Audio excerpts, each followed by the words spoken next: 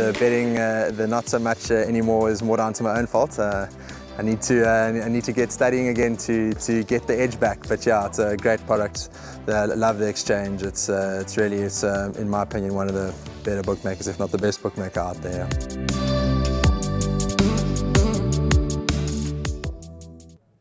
Racing at Hollywood Bets Greyville on the Poly Track, Monday the 7th of March 2022. We have racing on Sunday and Monday, so it is a double header of KZN racing. 8-race card to look forward to. Race 1 kicks off the bipod, and that goes off at 12:30. It looks to be a competitive day's racing where we have a few raiders from the Highveld that do come and try to take a bit of the stakes money from KZN. Warren, what did you make of the card? Tricky card? I do respect the Highveld Raiders today's meeting. I think they're going to certainly do their very best here and be able to take some of the stake money home. So I do respect the Highveld runners. It does spice up the meeting a little. It is a tough card, and the very first race is no exception. It's a 67 handicap with the average rating being 66. And there are quite a few in with chances, Raheel. But in saying that, I've had a look at a couple of the various publications and the various racing analysts and their selections, and not many have tipped number 1 Stingray. And Stingray is the filly that I quite like. Yes, I know she's had 3 starts on the Poly for a complete blank, but she's 1 from 1 over the distance. And I like her, and I like her quite a lot, number 1 Stingray.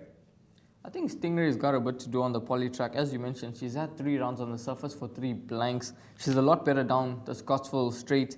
She's a 3-year-old filly that has to carry 60 kgs and give quite a bit of weight around. So I'm not quite sure if she is up to the task. A horse like number 4, Give Me a Lullaby, I give her a good chance in this lineup, around 5-1 in the market. I thought her last run was a much better effort on what her 2 previous runs were. She ran on strongly at the business end of things. The 400 to finish was in a time of 23.9, and that was over the 1,000 meter trip. Blinkers go on, and I think that the pace is going to be on in this lineup. From a neat draw, I think she's going to be running on strongly, and Sherman Brown will be able to give her a patient ride and just allow her to settle, and she'll be finishing off her race really well. Horse number 2, Real Advisor. She wasn't beaten far last time out. She's drawn in gate 2 now. She's a 4-year-old daughter of Trippy, lightly raced. I think she must have a sort of a each-way chance in this lineup.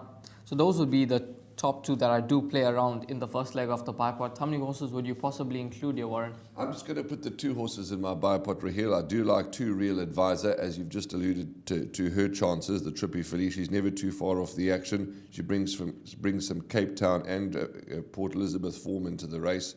She certainly is a filly that could come and win this race and win it well. So for me, just the 2 horses, 1 Stingray and 2 Real Advisor. But that is the first leg of the bipod for Monday's meeting. Raheel's numbers are 4, 2. I like 1, 2. Race 2 is up next.